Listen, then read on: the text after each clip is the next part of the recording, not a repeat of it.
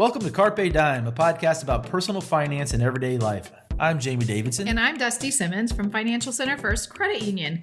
Thanks for spending your free time listening to us talk about how life and family affect us achieving our financial goals. Well, Dusty, they say when you graduate, you step into the real world. You know, using your air quotes. Those air quotes. Okay.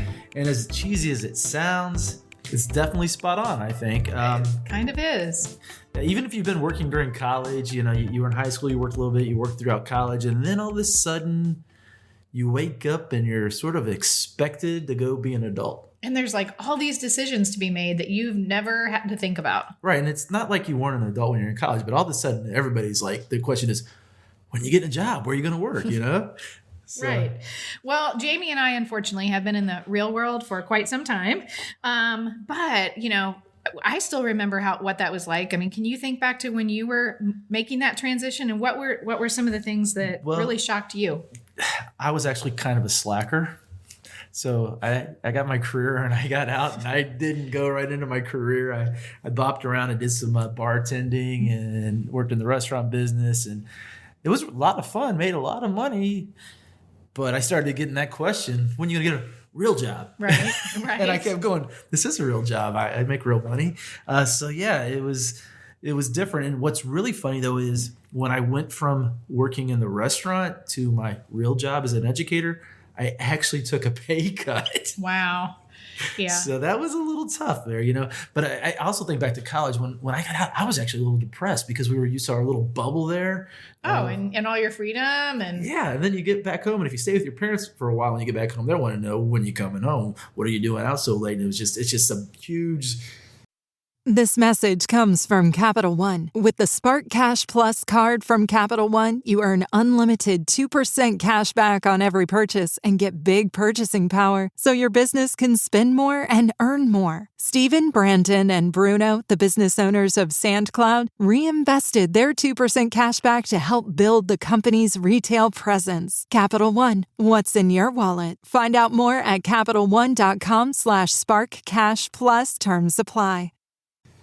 I don't know what you want to call it, but it wasn't pretty. Let's just put it that way. And this is totally indicative of our personalities too, because I had a job within 6 weeks of graduating and moved out of my parents' house, and I literally got married 2 months after I started my real job. Oh my! So I know, right? You did it the right way. Well, no, I didn't. Way. Because whether you do the detour job or you go into your real job, there's still a lot of decisions to be made financially. So detour is funny. Yeah, I tell you, I was loving it, man. I was making cash. I was like, why? And I was like, let's be an adult. Why would I get up at 5 a.m? It's funny. They're trying to get me to substitute teach, and I'm like, you're going to pay me $5 an hour? No, I'm not going to get up. I stayed out till 3 a.m. the night before. Absolutely not. So, college students, this podcast is for you. We don't want you to be as overwhelmed as we were when we graduated. So we're going to talk today about the 8 financial steps you need to take after you graduate.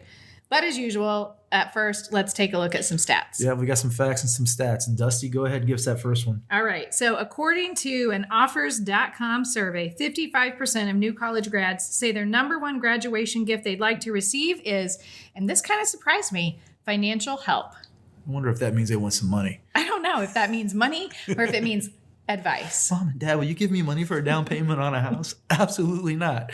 Listen to Cutting the Cord, and then you'll know the answer to that one. Okay, and what's another stat? Well, according to Fidelity Investments, 47% of college grads report feeling stressed over the amount of loan debt that they acquired while in college. Yeah, and I think, I've got kids getting ready to go to college, and you've got a couple in college, and the cost of college is just astronomical now. So I totally get this, why anybody would feel stressed. Yeah, I agree. We're putting a lot on their plate. Yeah. Which we had on our plate as well. It just seems like it's a little bit more than it was when we went through. I was able to work and pay most of it, and you as well. And that just seems a little overwhelming because my children do actually. They're accumulating student debt right now. Right? Yeah, but they're working at the same time. Right. So it's so much more expensive, I think. So agreed. All right. So having said that, let's talk about these 8 steps to help you transition from college to the real world. Yeah. All right. You guys are ready for this, I bet. Yeah. Enjoy it while you're there, guys. You never get to go back. 8 steps. So number 1, believe it or not, is once you're getting to the point where you're ready to get out of school, and you do get out of school, begin that process of finding that career job. That is in your field of expertise, right? Where you actually went to school for, where you got the degree. Right. Don't go and do what I did and go work in the restaurant business for a couple of years before you actually go into that. And what I think is so great about college now is I think universities really do a good job of helping students get to that next level and find that first job, where I don't think 20 years ago that was the way that it was. No, really, there wasn't a lot of help there. And I always make fun of Cece over here, but she actually came through an internship through Ball State University, and she does a great job. Mm-hmm. And I've been amazed at how good she has been since the beginning.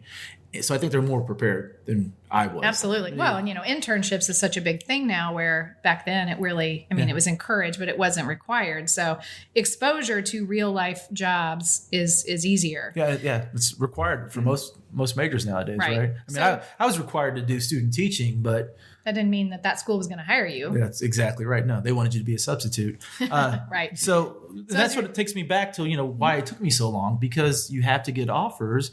And the way for me to become a teacher was you had to go and substitute, and that's how they would then give you an interview, right? Right. So for the graduates we're talking to today is this: make sure you're getting those job offers lined up, or at least getting it so you're going in for the interview, right?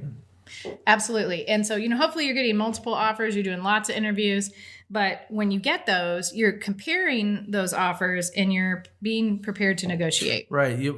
What'll happen is you might get an offer from 3 different companies, and make sure you're comparing them. And we're going to talk a little bit about that comparison here in just a second, besides just the actual amount you're getting paid. And remember, it's not all about the money.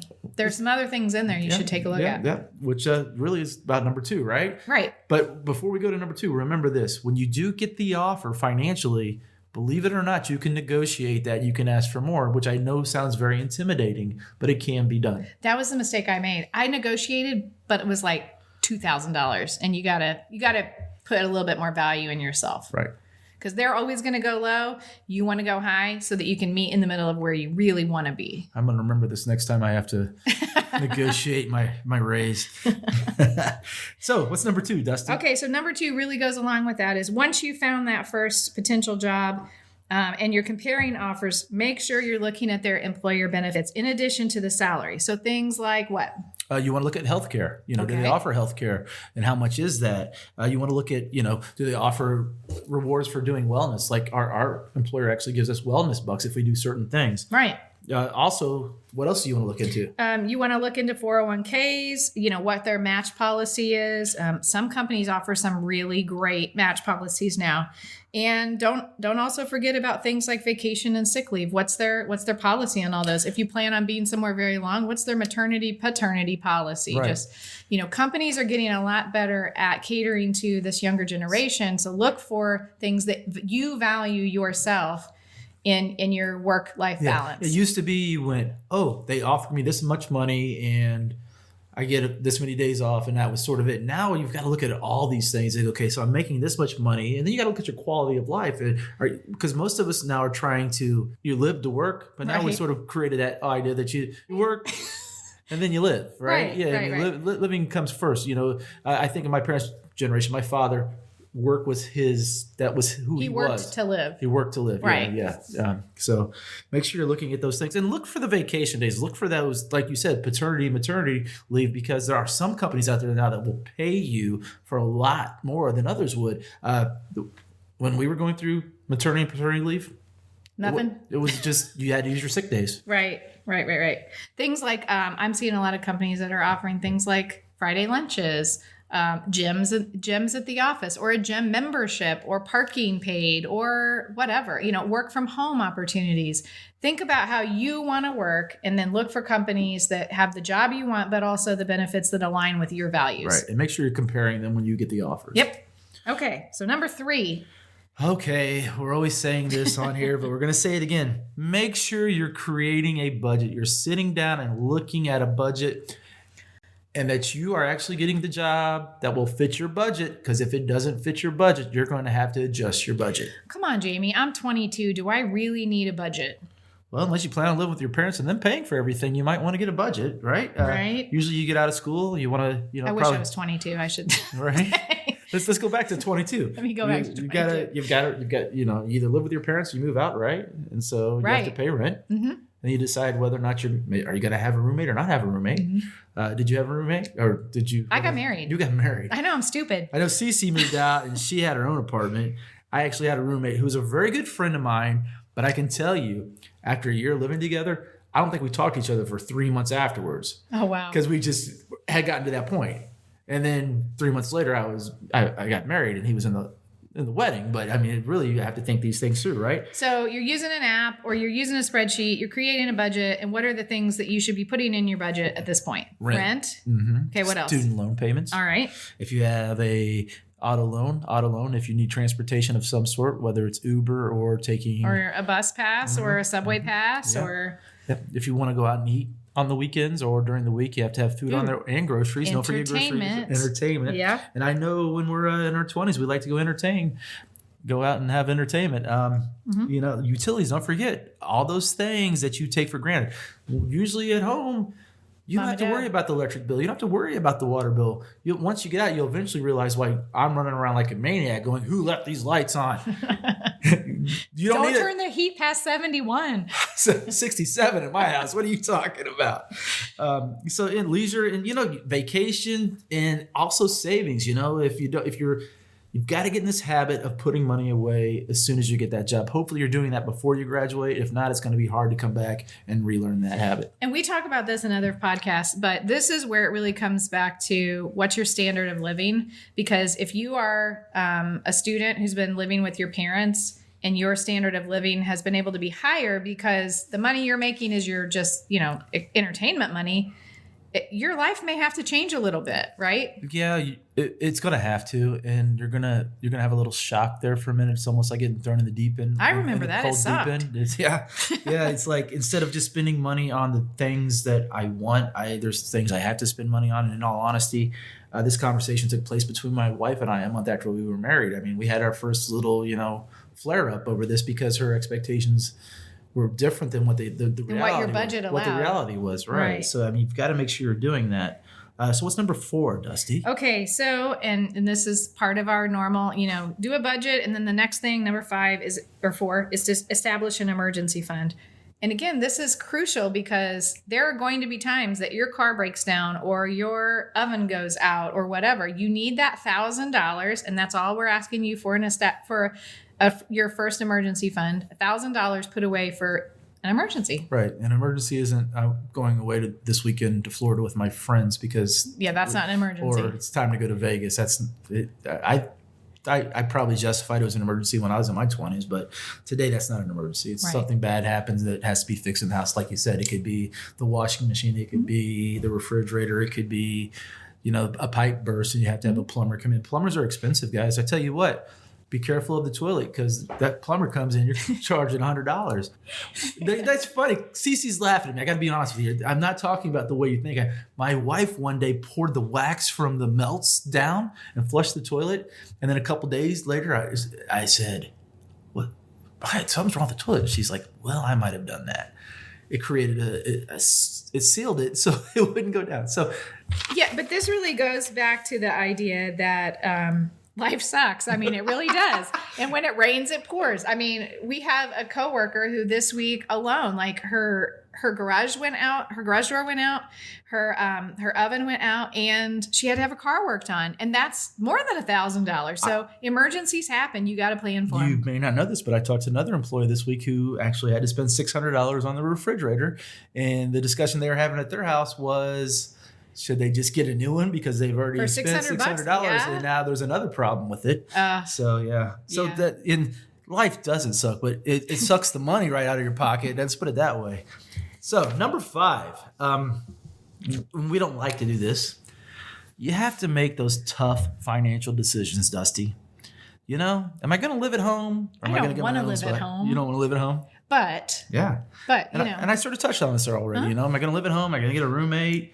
Or am I going to get a house at age 22 or 23 if I can afford it? I don't know. What do you think? I don't know. It all comes back to what can you afford and going back to that budget and what money you're making out of that first real job. Mm-hmm. And like you said, making those tough decisions. Right. I think back to, when I got out of my parents' house, I really couldn't afford a house. The reason I had to get a roommate was because I was ready to move out of my parents' house, Sure. who I love dearly, but it was time for me to get out of the nest. And, so we decided we'd be roommates. And, you really have to make those decisions. So when it's time for you to buy that first house, hopefully you've set that budget up and you know what you can afford, because a lot of times it's your first time buying that, not only a house, but buying a car. Buying anything new, it's very new to us. And, I think back to myself when I was 22 or 23, I didn't want to ask anybody. No. And that's the thing we talked about earlier is like, why don't you talk to people about this? Your parents, your banker, your mentors, your older siblings, get opinions, get advice. Call your uncle. Your uncle won't judge you. That's right. Oh, I totally did that with my aunt. So what's number 6? Number 6, evaluate your student loans. And for some of you, this is not applicable, but for many of you, you're leaving college with a mountain of college debt in front of you going, oh my gosh, what do I do now? And guess what? Within 6 months, government is going to expect you to start making those loan payments. Or whoever lent you the money, right? Exactly. We get 6 months and then all of a sudden, boom, boom, boom. Where's our money? Yeah. And the big thing is that you all have to realize if you're not making those loan payments is that you are hurting your credit score every time you are not making a payment. Yeah. And that even goes back to everything else too. Make sure you're paying it on time. But yeah. So what you want to know when it comes to your student loans, you really need to know how much you owe. And a lot of times you have student loans from more than one person, one group, one company. So you make sure you get them all together and actually know exactly how much you owe. A total. A total, right. Okay. Yeah. Also, maybe the answer is if you're in a major, there's majors out there that if you get a job working in that major, social work, they'll do loan forgiveness. See, I didn't even know about this. They'll do loan forgiveness, but you have to go and you have to read the fine print. It might take, it's a few hoops to jump through. Oh, yeah. But it's worth it. Hoops, right, yeah. So make sure you're Social doing that. work, huh? Are there other majors that do that too? Yes, education. Do that now. If you go work in districts that are considered low income, but you have to work there for X amount of years. Okay. So you're Title I's the answer there. So you have to work in a Title I district. I think it's, I don't know, don't quote me on this, but I think it's 5 years now. If not 10. Social work, I believe, is 10 years. Wow. So they're out there. The idea is you're going to go out and help society, and they'll forgive your loans. But remember, you've got to make sure you read the fine print on that. Do the homework. Yeah. Okay.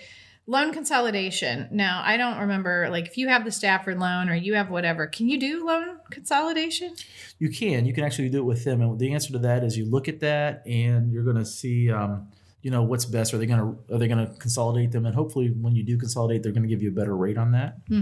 They also out there do where you can pay back your loans based on your income. So income-based repayment. So they will adjust your payment based on what income you're making. So yeah, the idea is when you first come out, you're not making a lot. So your payments are going to be lower. But as you move on throughout life, your income's going to go higher and you're going to be able to pay more. Now, the one thing that I remember when we had student loans is to make sure that you are taking advantage of the tax benefits related to your student loans. Is that still applicable? Yeah, you can actually take off the interest on your taxes. So don't forget to do that when you're filing your taxes by yourself, because you're an adult now. Right. You're an adult. That's right. It's funny though. You talk about that, and what I really want to tell you to do is just make sure you're paying on time. Put it on auto pay. Right now, when we're recording this, they've suspended people having to pay on their student loans. But I would tell that person because of COVID. Oh, which really? We don't use that word anymore. Remember, we gave that word up. Oh, okay. New Year's resolution. At least it's mine. You didn't tell me that. Oh, okay. No. I mean, they started when COVID started. They suspended payments to those education loans, and right now they're suspended until September 2021. What I would tell a person though is if you're already paying it, keep paying it because it's all if you going. can do it. Yeah, pay more. It's all going towards principal. You can pay it off a lot faster. That's actually a great tip. Well, thank you. All right. Number 7, build or begin improving your credit. And, never too soon to do that. And you probably don't have a lot of credit until you're out on your own by yourself. So don't ruin what you start with, right? Well, that's what you're going to say. This is where we see people go out and ruin their credit. And then they don't realize it till they're in their late 20s, early 30s. And then they're like, oh my God, can somebody help me? Right. So the answer is to start early on this. And, guys, listen to our podcast and we can help you with that. Or, you can go out and just Google, credit scores, and it'll tell you how to make sure you're doing the right thing. And if you're one of those really financially responsible people who say, I'm not ever going to have a loan for a car and I'm only going to pay cash, you still need to build your credit, because at some point you are going to need a loan, either for a house, or an employer is going to look at your credit score, or an insurance company. And so if you do not have established credit, that's going to be a real issue for you. So even if you're not making big purchases, work on little things that can build your credit, which is maybe as simple as having a credit card. Right. And paying it on time and only using 30% of that. Credit card's been, it's a dirty word nowadays, but it's okay to have it as long as you're doing it the right way. And it's actually one of the things we recommend first to help build credit, right? As long as you do it the right way. Right. They're not as evil as everybody thinks they are, as long as you use them properly. It's actually a good tool. So number 8. Okay. I know you guys are listening. You're out there and you go, I can't believe he's going to say this. But number 8 is start saving for your retirement. I'm such a nerd. When I was 22, this was like the thing that I was most excited about, is that I was going to start saving early so that I could retire by like 50. Wow. And of course, now I'm 42 going, there is no freaking way I'm retiring at 50. But I did start at 22. That's very putting good. away money. And I started with that employer match at 3%, which felt like at the time a huge amount of money to give up on a monthly basis. And I'm so glad I did, because over time, like you said, every year we recommend 1%, 1%, that you don't see it. But starting at 22, I've got a good little nest egg. Yeah, time value of money, right? Yeah, exactly. Yeah, just watch it grow. And you can always start as early as possible. I've got a funny story on that one. I was working in the restaurant business and I did profit sharing, and I saved up this in the investment, and then I left the place, and then they sent me a statement, and I saw it. I'm like, well, I'm not using this money for anything right now. So I cashed it in. I'm like, let's go to Vegas. So 50-year-old Jamie right now would like to take 24-year-old Jamie and smack him in his head and say, you're an idiot. Learn from my mistakes. Honestly, when we talk about a lot of these things, it's because of the mistakes I've made, right? And I'm trying to teach my children, and I'm trying to teach students, and I'm trying to teach young adults not to make my mistakes. So, and I think that's really the best advice out of all of this, is knowing that. So I think actually that's one of the most important points to make in this, is that even at our age, we still make financial mistakes. We still do things that are dumb, or that we go, why did we do that? So don't be afraid at 22 or 24 or 28 or 35 that, it's okay. You're going to figure it out one way or the other. Yeah, I tell you what, if you're the person that makes no mistakes, I'd like to meet you, because I haven't met that person yet. And if you're out there, come see me. Well, then, you can help me with my problems and teach me to be as good as you are. Sure. So, let's talk about the 8 again. Let's wrap it up real quick. So number 1 was? So 1 and 2. First, begin the process of landing your first job, and make sure in the process of that, you're researching employer benefits when you're choosing that first employer. Number 3, make sure you create a budget. Number 4, establish an emergency fund. Number 5, make those tough financial decisions. Number 6, evaluate your student loan situation. Number 7, build or begin improving on your credit. And 8, start saving for retirement early. Yeah, it's never too early. Do it sooner than later.